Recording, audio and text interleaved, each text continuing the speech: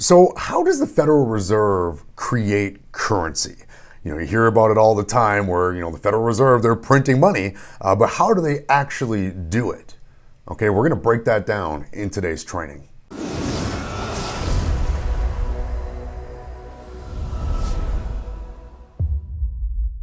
Hey everyone, it's Mike Adams, and on this channel we empower individuals to achieve freedom through improved financial literacy and business ownership. If you are new to this channel, make sure to click subscribe and click the bell so that way you get notified on any and all of our future training. So in today's training, guys, we're going to be discussing how does the Federal Reserve actually create currency? Okay, and you hear about it in the news all the time. Oh, there goes the Fed again. They're printing money left and right, and they're just pumping it into the economy. But how is it that they actually do that? Okay, let's dive right into the training and find out. So how does the Federal Reserve create and issue currency? Well, again, remember, a central bank is a private entity that manages a government's money supply and can lend money it creates from thin air to the government at interest. But how does the Federal Reserve actually do this? So we're gonna walk you through that process, and I'm gonna show you how the process works. And it's really a simple 7-step process where step 1 is where the government does deficit spending, where we spend more money than the government brings in tax revenue. And when the government does deficit spending, they need to create that money.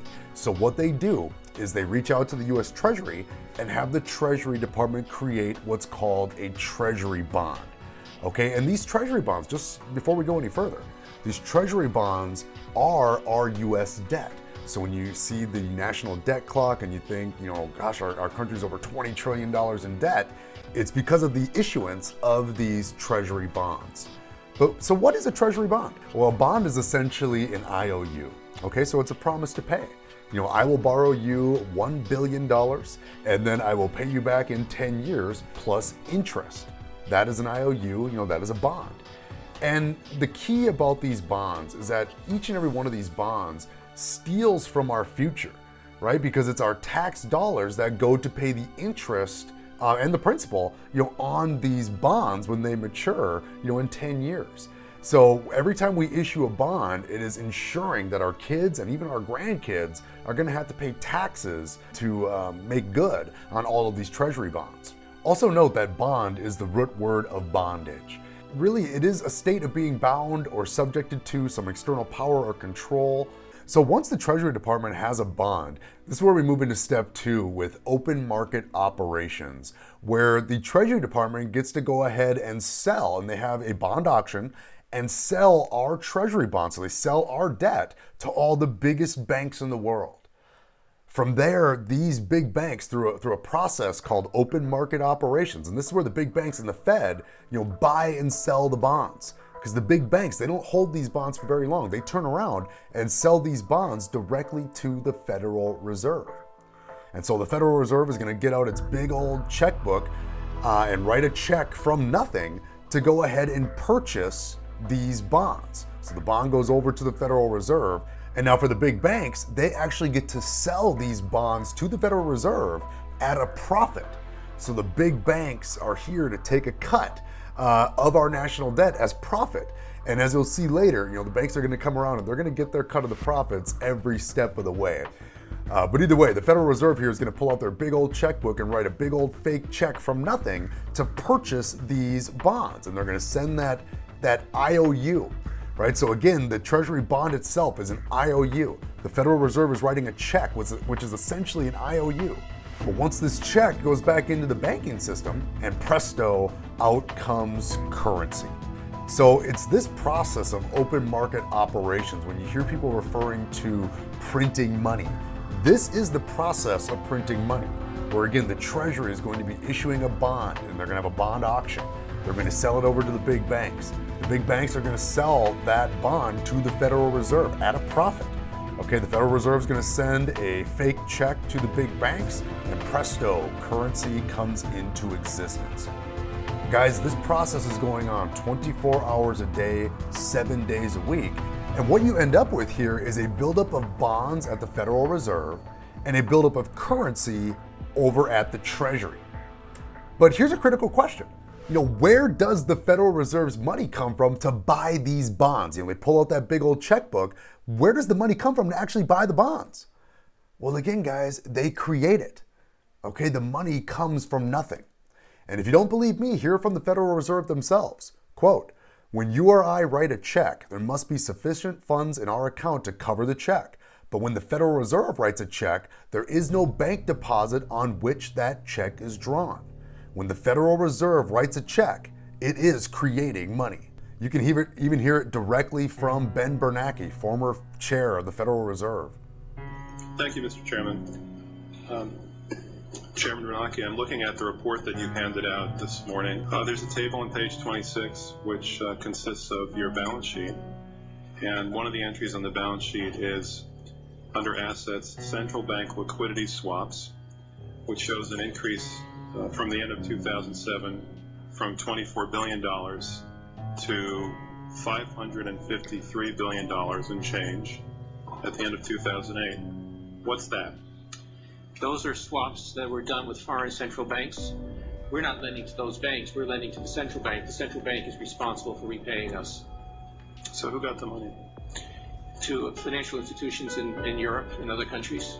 Which ones? I don't know. Well, let's start with which central banks got the money. There are 14 of them which are listed I'm sure they're listed in here somewhere. Who made that decision? The Federal Open Market Committee. And under what legal authority? We have a long-standing legal authority to do swaps with other central banks. My counsel says Section 14 of the Federal Reserve Act. All right, well, the Constitution says no money shall be drawn from the Treasury but in consequence of appropriations made by law. This money is not drawn from the Treasury. Well, let's talk about that. Do you think it's consistent with the spirit of that provision of the Constitution for a group like the FMOC to hand out $500 billion to foreigners without any action by this Congress? Congress approved it in the Federal Reserve Act. But the Federal Reserve Act was in 1913. Is it safe to say that nobody in 1913 contemplated that your small little group of people would decide to hand out $500 billion to foreigners? So now that money goes into the Treasury is able to send that money up to the government, and from there we move on to step 3, where the government actually spends the currency on all of their various promises, programs, services that they provide, and also war. And obviously we had a big military budget here in this country. So at this point you may be wondering, so how does the money get into general circulation? You see, now that all of these folks that work for the government are getting paid, the soldiers are getting paid, people that are putting on these programs and these services are getting paid, they get a check, from whichever agency they work for. And what do they do with that check? In order to turn that check into money, where do you have to bring it? Where do you have to bring that IOU? You have to bring it right back to the big banks. And so your check goes into the banks so that way you can get some currency. And now, this is where some magic starts to happen with the big banks, okay? Because that's not the end of the story for currency creation. It's not just the currency that's printed. You see, the big banks get to do something very, very special called fractional reserve lending. And this is where banks are actually allowed to multiply the currency supply. So what is fractional reserve lending? You see, when currency is deposited at the bank gets to turn around and lend that money out. And so let's say you deposit $100 into your bank account. You see, a 10% reserve must be kept. So that bank must keep 10% of that 100 at the bank, so $10, but then the other 90 gets to be lent out to somebody else at interest. Now, if you were to log into your online bank account, it's still gonna show you that you have $100 in your account, even though they lent out 90 of it.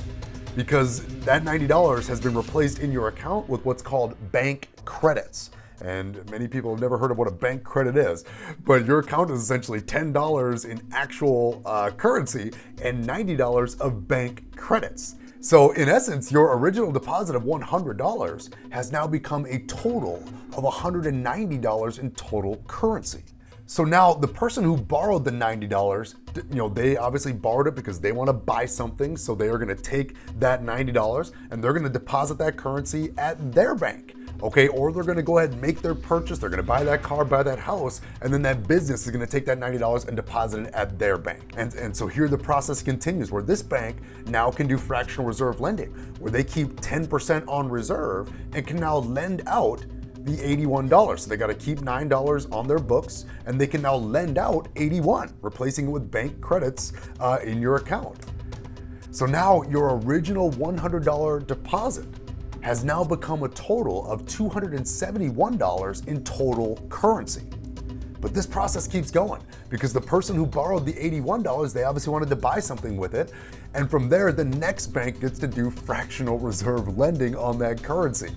So out of the $81, they have to keep a 10% reserve, so they gotta keep $8.10, and now have the ability to lend out $72.90 at interest. So just through a couple of banks here, your original $100 deposit has now become a total of $343.90 in total currency. And again, the process goes on and on. The person who borrowed the $72.90 deposits at their bank account, now that bank gets to do fractional reserve lending, and so on. Bottom line is this process repeats on and on and on until the original $100 deposit has now become a total of $1,000 in total currency. Okay, and that breaks down into vault cash, like your actual $100 in currency, and then $900 in bank credits, which has been lent out to other people at interest. You see, this is how the vast majority of our currency supply is actually created. It's not at the printing press over at the Federal Reserve. 92 to 96% of all currency in existence is created right here in the banking system. Okay, so it's not physical currency, it's just numbers typed right into a computer. Quote, commercial banks can create checkbook money whenever they grant a loan, simply by adding new deposit dollars in accounts on their books in exchange for a borrower's IOU. So what is the difference between a central bank and a commercial bank? You see, our central bank, the Federal Reserve, they can print money out of thin air. Commercial banks cannot print money. Commercial banks can only create currency via new debt.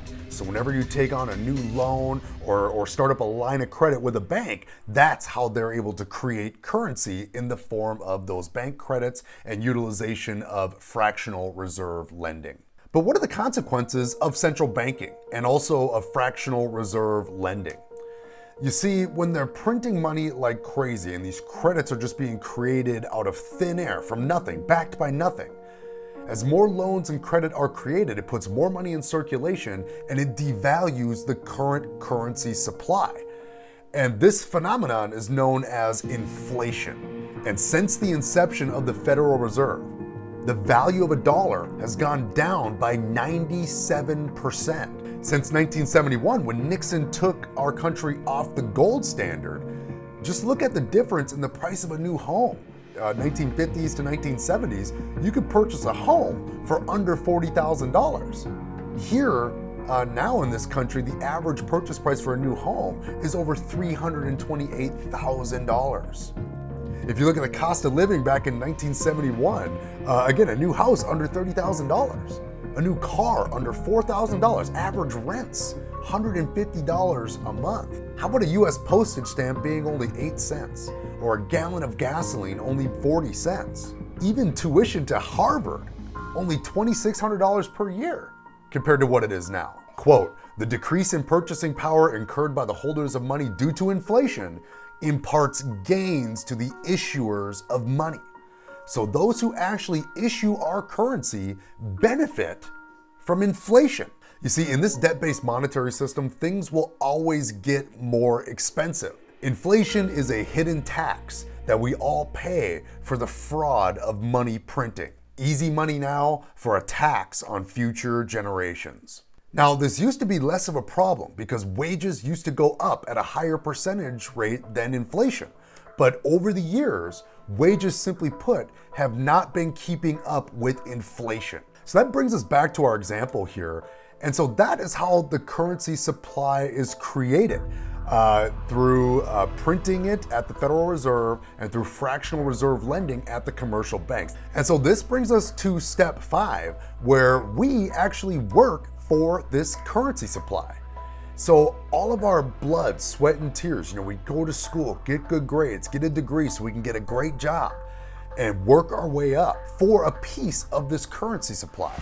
We are the ones that give this currency its value because we are willing to exchange our blood, sweat, and tears for this currency. Now, if you thought all that was crazy, then when we move on to step 5, our currency is taxed. So every one of us on our income has to pay taxes every single year, to where part of our currency goes directly to the Internal Revenue Service, where they collect taxes from every single person that earns income.